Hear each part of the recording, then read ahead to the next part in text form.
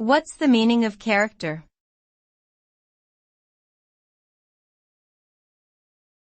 Character.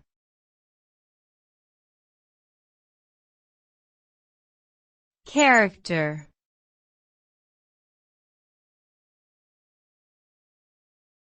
Character.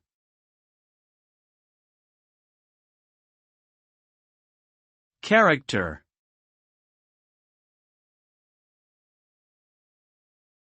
The term character can have various meanings depending on context, but generally it refers to the moral and personal traits that define an individual.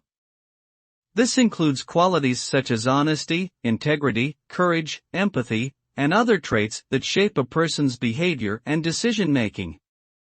In literature, character also refers to the individuals portrayed in a story or play, and their unique personalities, motivations, and actions. The word can also be used to describe the distinct visual design of a typeface or symbol. Overall, character is a broad term that encompasses many different aspects of human nature and expression.